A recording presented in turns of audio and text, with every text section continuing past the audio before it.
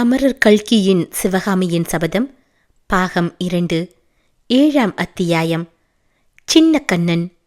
ஆயனரும் பரஞ்சோதியும் பேசிக் கொண்டிருக்கையில் வாசற்படியருகில் நின்ற கண்ணபிரான் சமிக்கை செய்ததை சிவகாமி கவனித்தாள் என்று சொன்னோம் அல்லவா? சற்று நேரத்திற்கெல்லாம் பேசிக் கொண்டிருந்தவர்களின் கவனம் தன்மீது செல்லாதபடி சிவகாமி மெல்ல நடந்து வீட்டுக்கு வெளியே வந்தாள். அண்ணா, என்னை அழைத்தீர்களா? ஏதாவது விசேஷம் உண்டா என்று கேட்டாள். ஆமாம், உண்டு என்றான் கண்ணன். கமலி அக்கா ஏதாவது சொல்லி அனுப்பினாளா? கண்ணபிரான் குரலை தாழ்த்தி கொண்டு, அதோ உள்ளே வந்திருக்கிறாரே, அந்த வாலிபருக்கு உடனே விஷம் கொடுத்து கொள்ளும்படி சொல்லச் சொன்னாள் என்றான். சிவகாமி, இதென்ன வேடிக்கை அண்ணா, எதற்காக விஷம் கொடுக்க வேண்டும் என்று புன்னகையுடன் கேட்டாள். அம்மணி, விஷம் கொடுப்பது வேடிக்கையான விஷயமா? இல்லை, அதனால்தான் எதற்காக என்று கேட்கிறேன். மாமல்லருக்கு இவர் போட்டியாக வந்திருக்கிறார் தாயே. என்னத்தில் போட்டி? ராஜ்யத்துக்குத்தான்.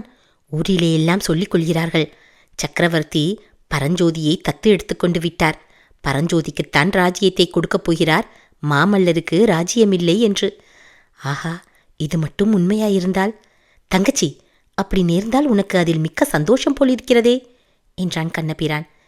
அப்படித்தான் அண்ணா, இந்த ராஜ்யந்தானே எனக்கும் அவருக்கும் குறுக்கே நிற்கிறது. எனக்கு அவரும் அவருக்கு நானும் இருந்தால் போதுமே, ராஜ்யம் என்னத்திற்கு? எல்லா பெண்களும் ஒரே மாதிரிதான் போலிருக்கிறது.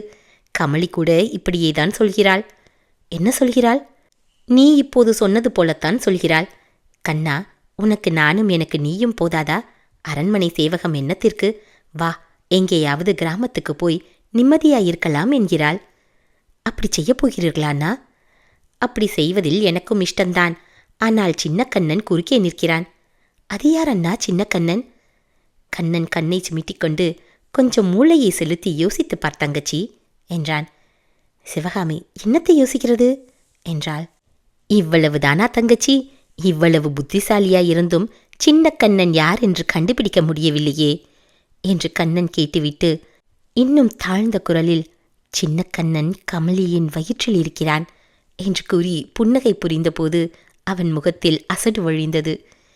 கமலி கர்ப்பமாயிருக்கிறாள் என்பதை சிவகாமி தெரிந்து கொண்டு, அப்படியா அண்ணா, சந்தோஷம் என்றாள். அவள் உடம்பை அப்போது என்னவோ செய்தது. கமலியை உடனே பார்க்க வேண்டும், அவளை கட்டிக்கொள்ள வேண்டும் என்ற ஆசை உள்ளத்தில் உண்டாயிற்று. கண்ணபிரான், தங்கச்சி, அந்த சந்தோஷத்தை நீ நேரிலேயே வந்து சொல்லிவிட்டால் தேவலை. கமலிக்கு இன்னும் கொஞ்ச காலம் காஞ்சியை விட்டு புறப்பட முடியாதாம். தங்கச்சியிடம் சொல்வதற்கு என்னவெல்லாமோ சமாச்சாரம் மூட்டை கட்டி வைத்திருக்கிறாளாம் என்றாள். எனக்கும் அக்காவை பார்க்க ஆசைதான் அண்ணா, ஆனால் அது எப்படி முடியும் என்றாள் சிவகாமி. ஆமாம் தங்கச்சி, முடியாதுதான். அதனால்தான் நான் கூட கமலியிடம் சொன்னேன், அவர்கள் எல்லாம் நம்முடைய ஏழை குடிசையில் வந்து தங்கியிருப்பார்களா என்று. அண்ணா, அப்படி சொல்ல வேண்டாம். நீங்களும் கமலியும் இருக்கும் இடத்தில் ஏழ்மை ஏது? உங்களுடைய குடிசை எனக்கு அரண்மனையை விட 1000 மடங்கு மேல் என்று சொல்லி வந்தவள் சட்டென்று நிறுத்தினாள். ஏதோ ஒரு எண்ணம் குறுக்கிட்டு அவளை தடை செய்ததாக தோன்றியது. அதற்கு என்ன, பார்த்து கொள்ளலாம் அண்ணா, அப்பாவிடம் சொல்கிறேன். வேறு ஒன்றும் விஷயம் இல்லையா என்றாள். அப்படியொன்றும் பெரிய விஷயமில்லை, ஒரே ஒரு சின்ன விசேஷம் மட்டும் உண்டு. இன்று காலை நான் ரதத்தை ஓட்டிக்கொண்டு போய் அரண்மனை வாசலில் நிறுத்தியதும் மாமல்லர் என்னை தனியாக கூப்பிட்டார். பிரபு, என்ன விசேஷம் என்று கேட்டேன். ஒன்றுமில்லை கண்ணா, ராத்திரி தூங்கவில்லை என்றார். அதுதான் முகத்தை பார்த்தால் தெரிகிறதே, ஏன் தூங்கவில்லை என்றேன். புது தளபதியிடம் பேசிக் கொண்டிருந்தேன் என்றார். அவ்வளவுதானா என்று கேட்டேன். அப்புறம் ஓலை எழுதினேன் என்றார். யாருக்கு என்றேன். அப்பாவுக்கு என்று சொன்னார். சரி என்றேன். பிறகு மெல்ல மெல்ல இன்னொரு ஓலையும் எழுதினேன் என்றார். அண்ணா, ஓலையை கொடுங்கள் என்று சிவகாமி கேட்டபோது அவள் தொண்டையை அடைத்து கொண்டது. கொடுக்கிறேன் தங்கச்சி, கொடுக்கிறேன். ஆனால் ஓலையை வாங்கி கொண்டதும் நீ ஓடிப்போய் என்னை திண்டாட்டத்தில் விட்டுவிடக்கூடாது. என்ன திண்டாட்டம் அண்ணா? போன தடவை மாமல்லரின் ஓலையை வாங்கி கொண்டதும் ஒரே ஓட்டமாய் ஓடிப்போய் விட்டாயல்லவா? அதனால் எனக்கு எவ்வளவு சங்கடமாய் போய்விட்டது தெரியுமா? ஓலையை வாங்கி கொண்டதும் சிவகாமி என்ன செய்தாள், அவள் முகம் எப்படி இருந்தது, கண் எப்படி இருந்தது என்றெல்லாம் மாமல்லர் கேட்டபோது நான் விழித்தேன். போதும் அண்ணா வேடிக்கை, ஓலையை கொடுங்கள் இன்னும் கொஞ்சம் வேண்டுமென்றே தர்க்கம் செய்துவிட்டு கடைசியாக கண்ணபிரான் ஓலையை எடுத்துக் கொடுத்தான். அப்புறம் ஒரு கண நேரம் கூட அங்கே சிவகாமி நிற்கவில்லை. வீட்டின் வலப்பக்கத்தில் சென்ற பாதை வழியாக பழைய தாமரை குள்ளத்தை நோக்கி விரைந்து சென்றாள். 7ஆம் அத்தியாயம் நிறைவு பெற்றது. 8ஆம் அத்தியாயம் நாகம் சீறுகிறது. அரண்யத்தினால் சூழப்பட்ட தாமரை குளக்கரையில் மகிழ மரத்தினடியில் போட்டிருந்த மரப்பலகை சிங்காதனத்தில் சிவகாமி அமர்ந்து தன் மார்புக்கச்சில் சேர்த்து சொருகியிருந்த ஓலையை எடுத்தாள். பொல்லாத ஓலையே, பல்லவகுமாரரின் காதல் என் உள்ளத்தை குத்தி புண் செய்வது போதாதென்று நீயும் என் நெஞ்சத்தை குத்துகிறாயா என்று சொல்லிக்கொண்டே அந்த ஓலையை கண்ணிலே ஒற்றிக்கொண்டாள். பிறகு சற்று தயங்கி சட்டென்று தன் செவ்விதழ்களில் அதை ஒரு தடவை வைத்து எடுத்துவிட்டு வெறுமையாயிருந்த மேல் ஓலையை அப்புறப்படுத்தினாள். உள் ஏட்டில் முத்துப்போல் பொறித்த அழகிய சின்னஞ்சிறு எழுத்துக்கள் காணப்பட்டன. கண்களில் ஆர்வம் ததும்ப சிவகாமி படிக்கத் தொடங்கிய போது, அக்கா அக்கா என்று பின்னாலிருந்து வந்த சத்தத்தை கேட்டு திடுக்கிட்டாள். திரும்பி பார்த்தாள். அந்த மர சிங்காதனத்தின் கைப்பிடி மீது ஒரு பச்சை கிளி உட்கார்ந்து அவளை கூர்ந்து கவனித்துக் கொண்டிருந்தது.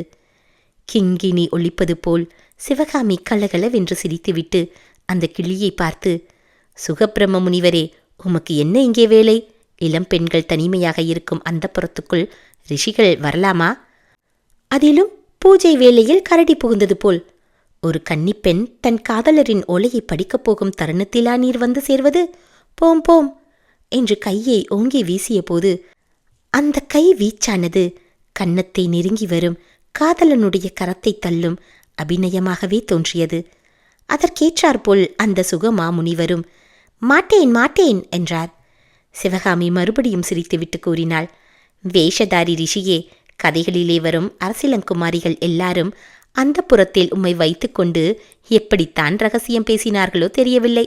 இருக்கட்டும் இருக்கட்டும், நான் பல்லவ ராஜ்யத்தின் மகாராணியாகும் போது உங்களுக்கெல்லாம் அரண்மனையில் இடமில்லாமல் செய்து விடுகிறேன். அப்போது அந்த விஷமம் நிறைந்த சுகபிரம்மம் மாமல்லா மாமல்லா என்று உச்சஸ்தாயியில் கீச்சு குரலில் கத்திற்று. ஓஹோ, அப்படியா செய்தி? நான் அந்த புறத்திலிருந்து உங்களை துரத்தி அடித்தால் மாமல்லரிடம் சலுகைக்கு போவோம் என்றா சொல்கிறீர்? நடக்காது முனிவரே, நடக்காது. பல்லவ சிங்காதனத்திலே சிவகாமி தேவி அமர்ந்தவுடனே முதல் காரியமாக அந்த ராஜ்யத்திலே சோம்பித் திரியும் ஆண்டிகள், பிக்ஷுக்கள், காவி துணி தரித்த சந்நியாசிகள், மண்டை ஓட்டு மாலை அணிந்த காபாலிகர்கள், இவர்களையெல்லாம் நாட்டை விட்டு ஓட்டிவிடப் போகிறாள்.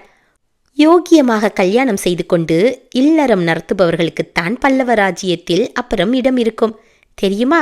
நான் இந்த ஓலையை படிக்கும் வரையில் உம்முடைய திருவாயை மூடிக்கொண்டு சும்மா இரும். சும்மா இருக்க முடியாது என்பது போல் சுகர் ரதி ரதி என்றார். சிவகாமி திரும்பி பார்த்தாள். அங்கே ரதி துள்ளி ஓடி வந்து கொண்டிருந்தது. ரதி, அந்த புறத்துக்கு தகுந்த சகி நீதான். எல்லாவற்றையும் கேட்டுக்கொண்டு வாயை திறக்காமல் மௌனமாயிருப்பாய். இந்த ரிஷியோ எதையும் அரை குறையுமாய் கேட்டுக்கொண்டு 4 பேர் இருக்கும்போது மானத்தை வாங்கி விடுவார். இந்த வேஷதாரி முனிவர் இங்கிருந்து தொலைந்து போன பிறகு உனக்கு மாமல்லரின் ஓலையை படித்து காட்டுகிறேன் ரதி. இவ்விதம் கூறி ரதியின் மோவாய்க்கட்டையை தடவி கொடுத்துவிட்டு சிவகாமி மீண்டும் ஓலையை பார்த்தாள். கையிலே பணியாரத்தை வைத்துக் கொண்டிருக்கும் குழந்தை அதை சாப்பிட்டால் ஆகி போய்விடுமே என்ற பயத்தினால் தயங்குவது போல் சிவகாமியும் ஓலையை படிக்கும் இன்பத்தை தள்ளிக்கொண்டே இருந்துவிட்டு கடைசியில் படிக்கலானாள். ஓலையில் பிராகிருத பாஷையில் எழுதியிருந்தது பின்வருமாறு: பாரத நாட்டில் புகழ்பெற்ற சிற்ப சக்கரவர்த்தியின் செல்வக்குமாரியும் சௌந்தரிய தேவதை அடிபணிந்து போற்றும் சுகுமாரியும் பரதநாட்டிய சாஸ்திரம் வலம் வந்து தொழுது வணங்கும் கலைவாணியும் மாமல்ல பல்லவனின் இருதய சிம்மாசனத்தில் கொழு வீற்றிருந்து தனியரசு புரியும் மகாராணியும் ஆகிய சிவகாமி தேவிக்கு இனிமேல் ஓலை எழுத மாட்டேன், நானே நேரில் வந்து விடுவேன் என்று முன் ஓலையில் எழுதியிருந்தேன். அதற்கு மாறாக இதை நான் எழுதுவதற்கு 2 காரணங்கள் உண்டு. என் ஆருயிரே, முந்தா நாள் இரவு நான் ஓர் கனவு கண்டேன். அதை நினைத்தாலே என் தேகமெல்லாம் சிலிர்க்கிறது. கற்பனைக்கு எட்டாத இன்பம் நிறைந்த அந்த அதிசய கனவை கேள். கனவிலே நான் தூங்கிக் கொண்டிருந்தேன். ஆகாய வெளியில் அந்தரத்தில் காற்று படுக்கையில் மிதந்து கொண்டே தூங்கியதாக தோன்றியது. அந்த அதிசயமான சொப்பன தூக்கம் இதனாலோ திடீரென்று கலைந்தது. கண்களை விழித்து பார்க்க முயன்றேன். ஆனால் ஏற்கனவே கண்கள் விழித்துத்தான் இருந்தன. மேலும் கீழும் நாற்புறமும் ஒரே காடாந்தரமாயிருந்தபடியால் என் கண்கள் திறந்திருந்தும் மூடியிருந்தனவோ என்று நான் ஐயப்பட நேர்ந்தது. உன் கண் இமையில் தீட்டிய மையை காட்டிலும் கரியதாய் என்னை சுற்றிலும் படர்ந்திருந்த அந்த அதிசயமான இருட்டை பற்றி நான் சிந்தித்துக் கொண்டிருக்கையில் எனக்கு சற்று மேலே வட்ட வடிவமான ஓர் ஒளி தோன்றக் கண்டேன். வர வர அந்த ஒளிவட்டம் அகன்று கொண்டு வந்ததோடு அதன் ஜோதியும் அதிகமாகி வந்தது. கண்களை கூசச் செய்யாமல் குளிர்ந்து விளங்கிய அந்த பொன்னிற ஒளி வர வர என்னை நெருங்கி நெருங்கி வந்ததைக் கண்டேன். அருகே வந்ததும் அந்த ஒளிவட்டம் உன்னுடைய திவ்ய வதனந்தான் என்று தெரிந்தபோது எனக்குண்டான வியப்பையும் களிப்பையும் எவ்வாறு சொல்வேன்? சிவகாமி, விரைவிலேயே உன்னுடைய உருவம் முழுவதுமே தெரிந்தது. எல்லையில்லா அந்தகாரத்தின் நடுவில் உன் பொன் உருவத்தை பார்க்க பார்க்க எனக்கு ஒரு விசித்திரமான எண்ணம் உதயமாயிற்று. உன்னுடைய உருவமானது சாதாரண மனித தேகத்தைப் போல் இரத்தம், சதை, எலும்பு, தோல் இவைகளினால் ஆனதாக எனக்கு தோன்றவில்லை. நிலாமதியின் இளங்கதிரையும் மல்லிகை பூவின் இன்ப மனத்தையும் அன்னப்பட்சியின் இறக்கையிலுமுள்ள மென்மையையும் செவ்வள்ளி ராகத்தின் இசையையும் கலந்து உன் தூய திருமேனியை பிரம்மன் படைத்திருக்க வேண்டும் என்று கருதினேன். இவ்வாறு நான் உன் மேனி அழகாகிய மதுவை அருந்தி மயங்கி நிற்கையில் நீ என் அருகே நெருங்கி வந்தாய். என் முகத்துக்கு வெகு சமீபத்தில் உனது பொன் முகத்தைக் கண்டேன். காலையில் மலர்ந்த குவளை மலர்களில் பனித்துளி நிற்பது போல் உன் நீண்ட கண்களின் முனையில் 2 கண்ணீர் துளிகள் நின்றன. உன்னுடைய மூச்சுக்காற்று என் முகத்திலே பட்டது. அவ்வளவு அருகில் வந்திருந்த உன்னை தழுவி அணைத்து கொள்ள வேண்டும் என்று என்னுடைய தேகத்தின் ஒவ்வொரு அணுவும் துடிதுடித்தது. ஆனாலும் நான் அவ்விதம் செய்யவில்லை. என் உள்ளத்தில் ஒரு சந்தேகம் தோன்றியிருந்தது. உன்னை தொட்டேனானால் உன் திருமேனியானது நிலாமதியின் கதிராகவும் மல்லிகையின் மனமாகவும் அன்னப்பட்சியின் மென்மையாகவும் செவ்வழியின் இன்னிசையாகவும் தனித்தனியே பிரிந்து மறைந்து விடுமோ என்ற பயம் ஏற்பட்டிருந்தது. இந்த பயத்தை அறிந்து கொண்டவளைப் போல நீ உன் செவ்விதழ்கள் சிறிது அகல முத்து போன்ற பற்களின் நுனி தெரிய குறுநகை புரிந்தாய். உன் பொன் வதனம் என்னை அமுத போதையில் ஆழ்த்திக் கொண்டு இன்னும் அருகே நெருங்கிற்று. என்ன சொல்வேன் என் துரதிருஷ்டத்தை! அந்த சமயத்தில் எங்கேயோ ஒரு நாகப்பாம்பின் சீரல் கேட்டது. சட்டென்று திரும்பி பார்த்தேன். ஒரு மரக்கிளையில் 2 பட்சிகள் உட்கார்ந்து ஒன்றின் மூக்கை ஒன்று தொட்டும் கலகல என்று சப்தித்தும் விளையாடிக் கொண்டிருந்தன. அந்த மரத்தின் அடிக்கிளையிலிருந்து ஒரு நாகப்பாம்பு, கருநிறமும் மஞ்சள் நிறமும் கலந்த உடலுடைய நீண்ட பாம்பு அந்த பட்சிகள் இருந்த கிளையை நோக்கி சரசர என்று ஏறிக்கொண்டிருந்தது. அந்த நாகத்தின் சீரலைத்தான் நான் கேட்டதாக தெரிந்து கொண்டேன். அந்த கணத்தில் உன்னை கூட மறந்து என் உடைவாளை அவசரமாக எடுத்தேன். அவ்வளவுதான், விழித்துக் கொண்டேன். என் கண்ணில் வளரும் பெண்ணரசியே, சொப்பனங்களிலும் அவற்றின் பலன்களிலும் நம்பிக்கையில்லாதவன் நான். ஆனாலும் இந்த கனவுக்கு ஏதாவது அர்த்தம் உண்டா என்று அடிக்கடி என்னை அறியாமல் எண்ணம் உண்டாயிற்று. உனக்கு ஏதேனும் அபாயம் வரும் என்பதை குறிப்பிடுகிறதோ என்று ஐயுறுகிறேன். யுத்தம் நெருங்கி வருகிறபடியால் நீ ஜாக்கிரதையாயிருக்க வேண்டும். ஆனால் எவ்வித கவலையோ பயமோ வேண்டாம். என் கையிலே வாள் இருக்கும் வரையில் உனக்கும் உன் தந்தைக்கும் அபாயம் எதுவும் நேராது. பொழுது விடியப் போகிறது. கீழ்வானம் வெளுக்கிறது. நான் சொல்ல விரும்பிய இன்னொரு செய்தியை சுருக்கமாக சொல்லி முடித்து விடுகிறேன். எனக்கு ஒரு புதிய தோழன் கிடைத்திருக்கிறான். அவன் யார் தெரியுமா? மதயானை மேல் வேல் எறிந்து உன்னையும் உன் தந்தையையும் காப்பாற்றிய வீர வாலிபன்தான். அவனை கோட்டை காவலுக்காக சக்கரவர்த்தி அனுப்பியிருக்கிறார். நேற்றிரவெல்லாம் நானும் அவனும் பேசிக்கொண்டிருந்தோம். பெரும்பாலும் உன்னை பற்றியே பேசிக்கொண்டிருந்தோம். சக்கரவர்த்தியிடமிருந்து உங்களுக்கு அவன் செய்தி கொண்டு வருகிறான். நீங்கள் காஞ்சி கோட்டைக்காவது வந்துவிட வேண்டும் அல்லது சோழ நாட்டுக்கு போய்விட வேண்டும் என்று சக்கரவர்த்தி சொல்லி அனுப்பியிருக்கிறார். ஆனால் நான் அங்கு வந்து உங்களை பார்த்து பேசும் வரையில் அதை பற்றி ஒரு முடிவும் செய்ய வேண்டாம். யுத்தம் நெருங்கி வருகிறதானது ஒரு காரியத்துக்கு ரொம்பவும் நல்லதாயிருக்கிறது. கூடிய சீக்கிரம் எனக்கு விடுதலை கிடைத்துவிடும். கோட்டைக்கு வெளியே போகக்கூடிய நாள் விரைவிலே வரும். அந்த நாள் வந்தவுடன் நான் நேரே அங்கு வந்து உன்னை பார்த்துவிட்டு வேறு காரியங்களை கவனிப்பேன். என் செல்வமே, ஒவ்வொரு சமயம் நினைத்தால் இந்த ராஜ்யம் என்னத்திற்கு, யுத்தம் என்னத்திற்கு என்றெல்லாம் தோன்றுகிறது.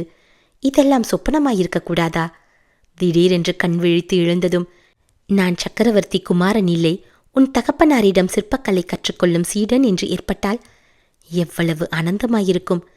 அப்போது உனக்கும் எனக்கும் இடையே ஒரு தடையும் இராதல்லவா? இவ்வாறு 8 மாத காலமாக உன்னை வந்து பார்க்காமல் இருந்திருப்பேனா? ஓலையை ஒரு தடவை முழுதும் படித்த பின்னர் இன்னொரு தடவையும் சிவகாமி படித்தாள். பிறகு ரதியை பார்த்து, ரதி, பல்லவ குமாரரிடமிருந்து வந்த ஒவ்வொரு ஓலையையும் உனக்கு படித்து காட்டினேன் அல்லவா? இந்த தடவை முடியாது, படித்து காட்டினாலும் உனக்கு விளங்காது என்றாள். பிறகு ஓலையை எடுத்துக்கொண்டு பின்னால் இருந்த மகிழ மரத்தின் மேல் 2 அடி ஏறினாள். மேலே கிளைகள் முளைத்திருந்த இடத்தில் காணப்பட்ட பொந்தில் கையை விட்டு திரும்பி எடுத்தபோது அவளுடைய கையில் 7-8 ஓலைகள் இருந்தன. அந்த ஓலைகளை ஒவ்வொன்றாய் எண்ணி பார்த்துவிட்டு தன்னிடம் இருந்ததையும் சேர்த்து மறுபடியும் பொந்திற்குள் வைத்துவிட்டு கீழே இறங்கினாள். ரதி, வா போகலாம். சுகபிரம ரிஷியே, வாரும், வீட்டுக்கு போகலாம். அப்பா சாப்பிட காத்து கொண்டிருப்பார். மாமல்லரின் ஓலையை படித்து காட்டவில்லை என்று என் பேரில் கோபமா? நாளைக்கு வந்து உங்கள் இருவருக்கும் படித்து காட்டுகிறேன். நாளைக்கு மட்டும்தானா? என் வாழ்நாள் உள்ள வரையில் ஒவ்வொரு நாளும் படித்து காட்டுவேன். ரதி, குமார சக்கரவர்த்தியை பற்றி நீ என்ன நினைத்து கொண்டிருக்கிறாய்? சுகமாமுனிவரே, மாமல்லர் மகாகவி என்பதை தெரிந்து கொள்வீராக. காளிதாசனையும் பாரவியையும் போன்ற பெரிய கவி மாமல்லர். அவருடைய கவிதைக்கு பாத்திரமான பெண் யார் தெரியுமா? இந்த ஏழை சிற்பியின் மகள் சிவகாமிதான். இவ்விதம் ரதியுடனும் சுகமுனிவருடனும் மாறி மாறி பேசிக்கொண்டே சிவகாமி வீட்டை நோக்கிச் சென்றாள். காட்டு மரங்களுக்குள்ளே சிவகாமி மறைந்ததும் தாமரை குளத்தின் அருகில் இருந்த மற்றொரு பெரிய மரத்தின் மறைவில் இருந்து நாகநந்தி அடிகள் வெளிப்பட்டார். அவர் மெல்ல நடந்து வந்து சிவகாமி ஓலைகளை ஒளித்து வைத்த மரப்பொந்திலிருந்து அவற்றை எடுத்தார். ஒவ்வொன்றாக அவற்றை விரைவாக பிரித்து படிக்கத் தொடங்கினார். அவ்விதம் வாசித்து வந்தபோது அவர் விட்ட பெருமூச்சானது நாகப்பாம்பின் சீரலைப் போல துணித்தது. 8ஆம் அத்தியாயம் நிறைவு பெற்றது.